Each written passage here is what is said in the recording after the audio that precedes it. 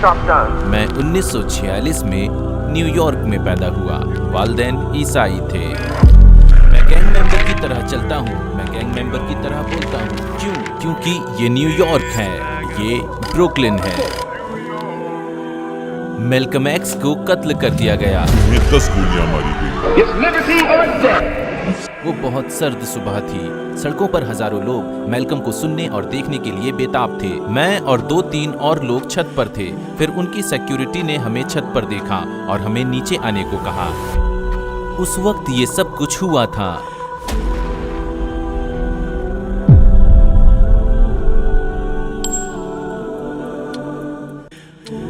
अस्सलामुअलैकुम शेख खालिद यासीन, हमें आपको अपने साथ देखकर बहुत खुशी हो रही है। मेरा पहला सवाल ये है कि खालिद यासीन कौन है और क्या हम आपकी ज़िंदगी के बारे में मुख्तसरन जान सकते हैं? अल्हम्दुलिल्लाह, अस्सलातु वस्सलाम अला रसूलुल्लाह। मैं 1946 में न्यूयॉर्क में पैदा हुआ। वालिदैन ईसाई थे और वालिदैन होने के बावजूद मैं यतीमों की तरह पला बढ़ा।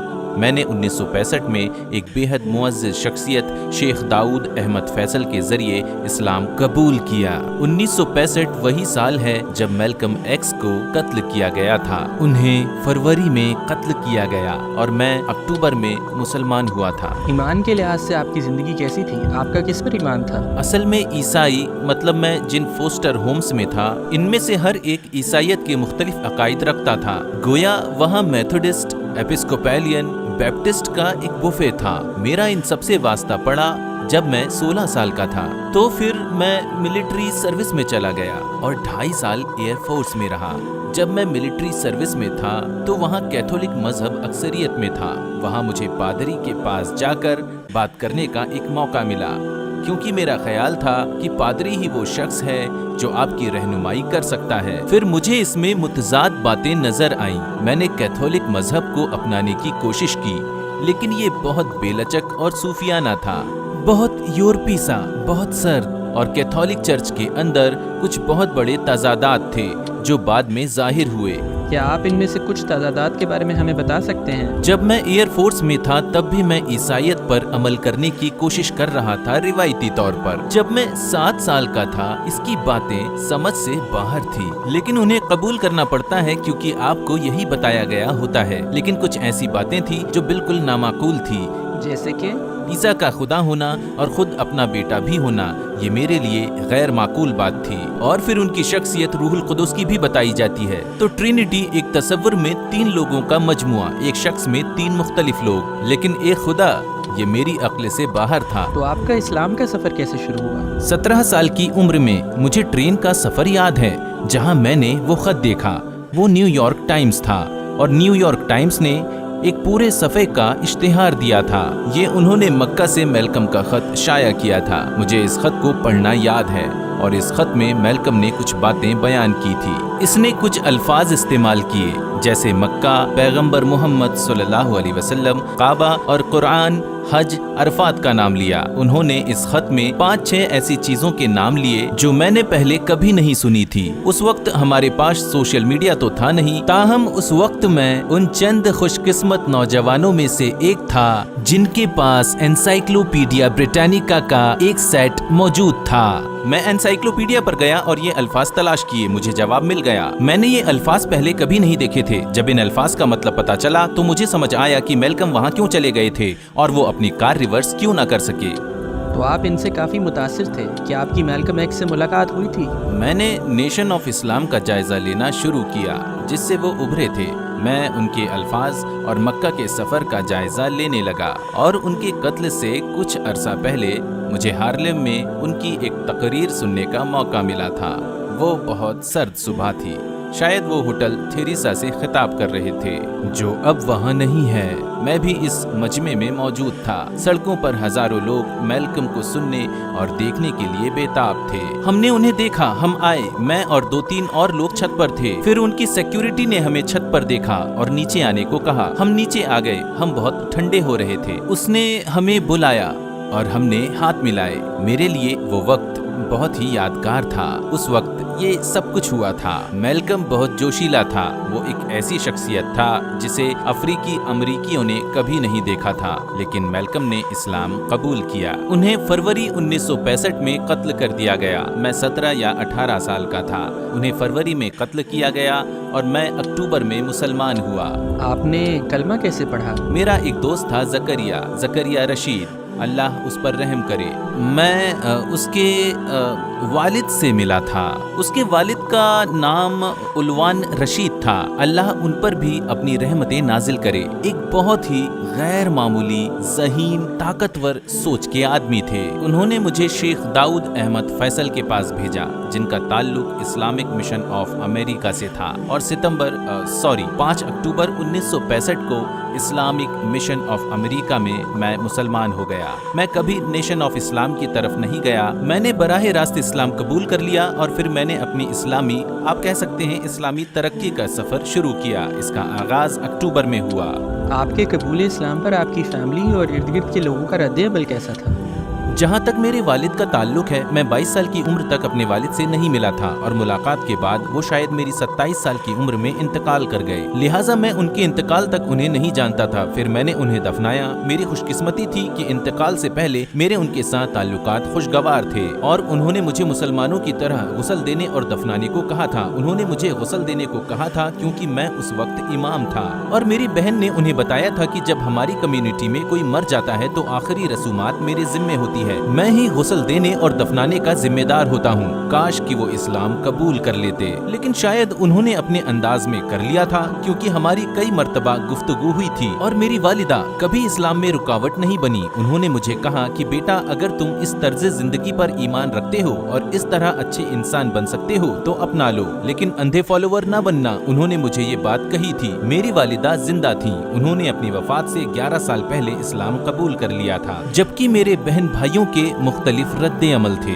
لیکن وقت کے ساتھ ساتھ خدا کے حکم سے میں اسے اپنی خوبی یا بڑائی نہیں کہوں گا، بالآخر میں ایک طرح سے اپنی فیملی کا کاؤنسلر بن گیا۔ تو آج اسلام سے مجھے جو کچھ ملا، عمومی طور پر اس سے میں ان کی رہنمائی کر رہا ہوں، خواہ وہ میری بات نہ مانے، لیکن اخلاقی طور پر میں فیملی کا رہنما بن گیا، اور آج میرے خاندان میں تقریباً 151 مسلمان ہیں۔ یہ واقعی بہت بڑی تعداد ہے۔ ان میں سے کس کا قبول اسلام آپ کے لیے سب سے اسپیشل تھا؟ میری والدہ کا قبول اسلام ایسا تھا کہ اگر 70,000 یا 75,000 بھی ہوتے تو وہ میری والدہ کے برابر نہیں ہوتے، اور مزے کی بات یہ ہے کہ میری والدہ کو کلمہ پڑھانے والا میں نہیں تھا۔ میری والدہ شاید 25-30 سال سے مجھے فالو کر رہی تھی، مجھے مدد اور ریسپیکٹ دے رہی تھی۔ یہ میری صومالی بیوی تھی جو ان کو کلمہ پڑھانے کا ذریعہ بنی۔ میری صومالی بیوی زیادہ انگلش نہیں بول سکتی تھی، میری والدہ کے ساتھ اس کا حسن سلوک ہی وجہ بنا تھا۔ میری والدہ نے مجھے بتایا کہ ایک دن وہ چرچ جانا چاہتی تھی، انہیں معلوم نہیں تھا کہ چرچ کہاں ہے، تو آمینہ نے کہا امی میں آپ کو چرچ لے جاؤں گی۔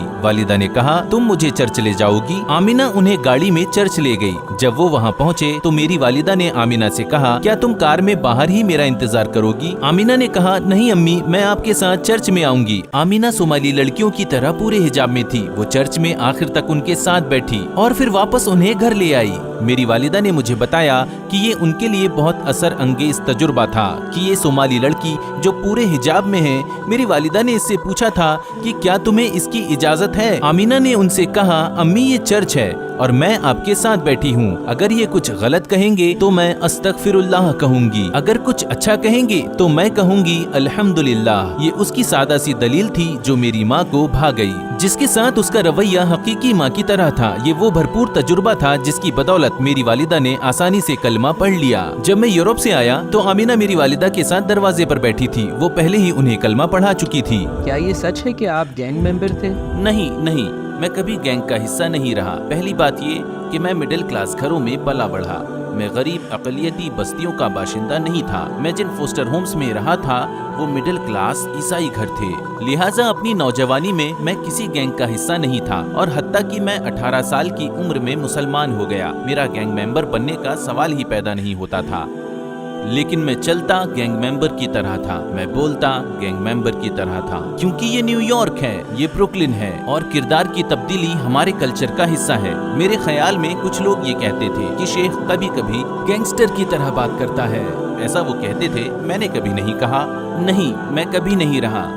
کیا ہمیں کوئی ایسا واقعہ بتا سکتے ہیں جو آپ بھلا نہ پائے ہوں؟ مجھے یاد ہے کہ ایک مرتبہ مجھے چرچز کے ایک گروپ میں دعوت دی گئی تھی اور مجھے اس لیے بلایا گیا تھا کہ میں نے ایک تقریر کی تھی جس کا عنوان تھا عیسیٰ اللہ کے ایک نبی، اور انہیں یہ جاننے میں بڑی دلچسپی تھی کہ ہم نے یہ تصور کیسے اپنایا کہ عیسیٰ اللہ کے نبی ہیں۔ اس چرچ میں تقریباً 600 لوگ تھے۔ میں نے ان سے 3 گھنٹے بات کی اور پادری یا چرچ کا ممبر محسوس کرنے لگا کہ شاید میں اس کے اجتماع کو بہت زیادہ متاثر کر رہا ہوں، تو اس نے مداخلت کی اور کہا ہم اپنے پروگرام کے اختتام پر پہنچ گئے ہیں۔ تو کچھ لوگوں نے کہا نہیں نہیں نہیں، ان کی بات مکمل نہیں ہوئی ہے، تو اس نے ہمیں نیچے بھیج دیا۔ زیادہ تر لوگ چلے گئے، شاید 200 کے قریب رہ گئے اور ہم نے مزید بات کی۔ اس اختتامی بات چیت میں نے اللہ کی توحید، عیسیٰ علیہ السلام کی امتیازی حیثیت، محمد صلی اللہ علیہ وسلم کے بارے میں بات کی، اسلام اور مقدس صحیفے کے درمیان، اسی طرح محمد صلی اللہ علیہ وسلم اور حضرت عیسیٰ علیہ السلام کے درمیان موجود ایک جیسی خصوصیات بیان کرتا رہا۔ پھر میں نے ان سے پوچھا کہ جو کچھ آپ نے سنا کیا آپ گواہی دیتے ہیں کہ اللہ تعالیٰ کے سوا کوئی بھی عبادت کے لائق نہیں ہے؟ اور ان میں سے کم از کم 80 نے کہا کہ ہاں۔ جب میں نے ان سے پیغمبر محمد صلی اللہ علیہ وسلم کے بارے میں پوچھا تو انہوں نے کہا ہاں۔ میں نے ان سے کہا آپ سب مسلمان ہو گئے ہیں۔ انہیں حیرت کا جھٹکا لگا، ہم کیسے مسلمان ہو سکتے ہیں؟ ہم تو عیسائی ہیں۔ دراصل آپ جبرن عیسائی ہیں، لیکن تصدیق کے لحاظ سے آپ مسلمان ہو گئے ہیں۔ اب آپ اس مسئلے کو کیسے حل کرتے ہیں یہ میری ذمہ داری نہیں، اس واقعے کو ہی دیکھیں اس دعوت نامے میں انہوں نے کیا رویہ اپنایا۔ انہوں نے اپنے چرچ میں ایسا رد عمل دیا، یہ سب کچھ ہوا اور میں اس کا گواہ ہوں۔ اسی واقعے کو پوری دنیا پر رکھ کر سوچیں، اگر مسلمان عیسائیوں کے ساتھ اسی طرح رابطہ رکھتے اور ہم عیسائیوں کے ساتھ ایسا ہی رویہ اپناتے جیسا انہوں نے میرے ساتھ اپنایا، تو میرے خیال سے حالات بہت مختلف ہوتے۔ پیغمبر محمد صلی اللہ علیہ وسلم کے بارے میں کون سی بات نے آپ کو سب سے زیادہ متاثر کیا؟ یہ حقیقت کہ پیغمبر صلی اللہ علیہ وسلم کو اللہ کی طرف سے عیش و عشرت کی زندگی گزارنے نہیں دی گئی، انہیں آرام کا کوئی موقع نہیں ملا۔ اگر آپ ان 13 سالوں میں حضور صلی اللہ علیہ وسلم کی سیرت اور تمام غزوات، لڑائیاں اور وہ معاہدے جو انہوں نے لکھے یا جن کا پیغام جبرائیل علیہ السلام لے کر آئے، اور بہت سے معاملات، اگر آپ ان کی زندگی کو دیکھیں تو وہ بالکل نان اسٹاپ تھی، اور یہ بالکل ناقابل یقین ہے کہ یہ مسلسل سرگرمیاں کسی ایسے شخص کی ذمہ داری ہے جسے پیغام بھی پہنچانا ہے، لوگوں کو منظم بھی کرنا ہے، ایک جج کا کردار، ایک سالس کا کردار نبھانا ہے، لوگوں کو انسپائر کرنا ہے، علم سکھانا ہے، جو جنگجو بھی ہیں، سپاہ سالار بھی ہیں، حکمران بھی ہیں، شوہر بھی ہیں، دوست بھی ہیں۔ انہوں نے یہ سب کیسے کیا؟ صرف وحی کی وجہ سے، خدا کے حکم کی بدولت۔ مذہب کو سکھانے میں سب سے بڑی غلطی کون سی کی جاتی ہے؟ لوگوں کو جبرن سکھانا۔ آپ کو ٹافی کھانے کے لیے بچوں کو جبرن سکھانا نہیں پڑتا۔ آپ نوجوانوں کو جبرن نہیں سکھاتے کہ اپنے فونز کیسے استعمال کرنے ہیں۔ یہ موبائل فون، کوئی بھی اس کے بغیر گھر سے نہیں نکلتا، صبح اٹھتے ہی سب سے پہلے اسی کا خیال آتا ہے۔ تو جو دلچسپی، جو تعلق ان کا فونز اور اس سوشل میڈیا کے ساتھ ہے، اگر ہم اسلام کو اتنا ہی پرکشش بنا دیں، اسلام کو اس سے جوڑ دیں، تو یہ خوب پھلے پھولے گا۔ لیکن ہماری پرانی نسل شروع ہی اس بات سے کرتی ہے، اوہ ٹی وی حرام ہے، یا موویز حرام ہیں، یا موبائل فون حرام ہے، اور آپ بچوں کو ڈرا رہے ہوتے ہیں صرف اس لیے کہ آپ نے کچھ نہیں سمجھا ہوتا۔ میرے خیال میں اگر آج ہر باپ اپنے بیٹوں کے ساتھ زیادہ وقت گزارے اور مائیں اپنی بیٹیوں کو مزید وقت دیں، ایک دوسرے سے ملیں، ایک دوسرے کو سنیں، ساتھ مل کر مسائل پر بات کریں، ایک ہی ٹیکنالوجی ساتھ مل کر استعمال کریں، ایک دوسرے کی حوصلہ افزائی کریں، تو بالآخر اسلام ایک دین، ایک نظام حیات کے طور پر ٹیکنالوجی کا حصہ بن جائے گا۔ یہ صنعتی رجحان کا حصہ بن جائے گا۔ اسلام ہر جگہ موجود رہے گا، یہ کوئی علیحدہ چیز نہیں ہوگی۔ اگر آپ کو دنیا کے تمام غیر مسلموں سے بات کرنے کا موقع ملے تو آپ انہیں کیا کہنا چاہیں گے؟ قرآن کی ایک آیت ہے، چونکہ آج ہر ایک کو مسائل کا سامنا ہے، لہٰذا ہمیں نہیں معلوم کہ کیا کرنا چاہیے۔ ہم الجھن کا شکار ہیں، لوگ جذباتی ہیں، انہیں حل نہیں معلوم، اور یہ چیز ڈپریشن کی، غصے کی وجہ بنتی ہے۔ قرآن کی اس آیت میں اللہ سبحانہ و تعالیٰ فرماتے ہیں وَمَن يَتَّقِ اللَّهَ يَجْعَل لَّهُ مَخْرَجًا وَيَرْزُقْهُ مِنْ حَيْثُ لَا يَحْتَسِبُ وَمَن يَتَوَكَّلْ عَلَى اللَّهِ فَهُوَ حَسْبُهُ۔ میرے خیال میں یہ قرآن کی 16ویں سورت اور 90ویں آیت ہے، اور پھر हुजूर सल्लल्लाहु अलैहि वसल्लम की एक हदीस, एक दुआ है जो हमारी माँ हज़रत आयशा रज़ी अल्लाह अन्हा फरमाती हैं कि आप सल्लल्लाहु अलैहि वसल्लम हर नमाज के बाद पढ़ते थे, हर दिन नहीं बल्कि हर नमाज के बाद, अल्लाहुम्मा इन्नी आऊज़ु बिका मिनल हम्मी वल हुज़्नी व आऊज़ु बिका मिनल अज्ज़ी वल कसली व आऊज़ु बिका मिनल जुबली वल बुखली व आऊज़ु बिका मिन गलबति अद्दीन व कहरा और रिजाल, अल्लाहुम्मा अक्फिनी बि हलालिका अन हरामिक व अगनिनी बि फदलिका अम्मन सिवाक। तर्जुमा ये है, ए अल्लाह मैं आपकी पनाह चाहता हूँ गम और हज़न से, और पनाह चाहता हूँ कमज़ोरी और सुस्ती से, और पनाह चाहता हूँ कंजूसी और बुज़दिली से, और पनाह चाहता हूँ कसरत कर्ज से और लोगों के गलबा पा लेने से। ऐ अल्लाह मेरी किफ़ायत कर अपने हलाल के साथ, अपने हराम से बचा और मुझे अपने फजल से अपने सिवा हर किसी से बेनियाज कर दे। तो अगर हुजूर सल्लल्लाहु अलैहि वसल्लम हर नमाज के बाद ये पढ़ा करते थे और आप पैगंबर हैं, तो मुझे लगता है कि एक नमाज तो ऐसी होनी चाहिए जिसमें हम सब ये दुआएं मांगा करें।